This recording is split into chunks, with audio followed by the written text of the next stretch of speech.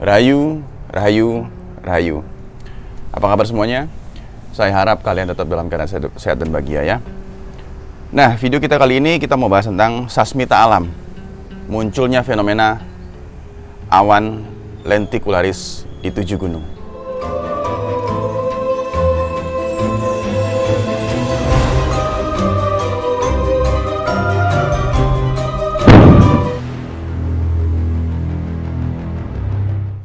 Nah, beberapa hari ini kita pasti dikejutkan dengan berita yang beredar dari laporan-laporan di lokasi gunung ya. Dan beritanya kan sudah cukup ramai ya, cukup menghebohkan bahwa muncul fenomena alam di mana ada 7 gunung yang bersamaan, kurang lebih hampir waktu bersamaan lah ya. Itu munculnya awan seperti topi. Itu yang disebut awan lentikular. Fenomena itu banyak juga yang menganggap sebagai fenomena biasa karena memang di beberapa gunung memang biasa terjadi ya. Tapi ada juga yang memaknai bahwa ini bukan hal yang biasa, melainkan sebuah tanda dari alam. Karena kebetulan memang terjadinya dalam waktu yang bisa dibilang bersamaan dan di 7 gunung yang ada di Pulau Jawa. Nah, gunung apa saja yang terjadi fenomena tersebut? Yang pertama, ada Gunung Lawu, Gunung Merapi, Gunung Merbabu, Gunung Sumbing, Gunung Arjuno, Gunung Anjasmara, dan Gunung Welirang. Welirang ya. Itu 7 gunung. Nah, menurut saya sendiri memang ini bukanlah sebuah tanda yang atau fenomena yang biasa saja menurut saya. Karena memang terjadinya di Pulau Jawa dan di 7 gunung. Ya. Kalau dalam beberapa wangsit kan dibilang meletusnya gunung gede disusul 7 gunung. Nah, kan apa namanya? Menggunakan sanepan-sanepan angka 7 gitu loh. Ya, meskipun ini bukan letusan, melainkan fenomena di mana awan yang bentuknya seperti topi atau seperti puting beliung di atas puncak gunung. Nah, menurut saya memang ini bukanlah sebuah fenomena biasa, melainkan ini adalah sebuah tanda dari alam. Kita dianjurkan untuk tanggap sasmita ya. Petunjuk-petunjuk apa yang diberikan oleh alam itu kita harus mulai membacanya ya, mulai tanggap akan hal-hal seperti itu. Jadi munculnya awan-awan itu di atas gunung, di atas puncak gunung, itu bagian menurut saya, bagian juga dari istilahnya terbukanya 7 portal, terbukanya portal-portal gaib lah ya. Itu juga bagian dari pasukan-pasukan langit turun, ya. Dan juga yang paling penting adalah petunjuk ini kita harus baca dan eling laras podo itu tetap harus ya. Kita harus pelajari bahwa 7 gunung ini memiliki sifatnya masing-masing dan memiliki penguasa masing-masing. Ya. Dan ini juga sebenarnya kemarin awan itu menandakan bahwa Dewan Leluhur juga mengadakan rapat di setiap gunung itu. Kenapa di 7 gunung ini yang diberikan awan ya. Jadi 7 gunung ini membawa sifat dari gunung itu apa, lalu penguasa gunung itu siapa ya. Kita harus tanggap itu, karena sifat yang dimiliki oleh gunung itu dan penguasa gunung itu nanti akan terjadi di kehidupan alam semesta ini ya. Jadi petunjuknya seperti itu. Jadi apa yang terjadi di alam ini nanti itu adalah perwakilan sifat dari 7 gunung itu. Kita harus pelajari nih. Di gunung itu ada apa dan ada siapa. Nah, itu nanti sifatnya akan turun ke bumi ini. Istilahnya turun ke dalam kehidupan kita semua. Saya ambil contoh saja di Gunung Merapi ya. Ini contoh saja. Saya tidak akan jabarkan semuanya, tapi saya akan jelaskan satu contoh saja. Saya ambil contoh Gunung Merapi ya.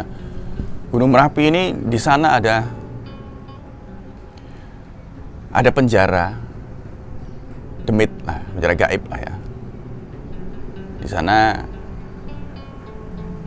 ada tempat yang khusus untuk diperuntukkan menghukum para demit lah ya. Artinya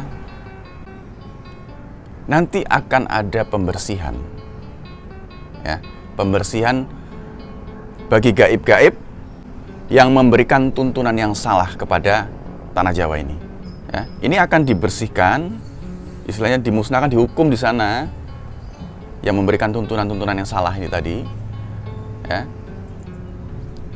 dihukum semua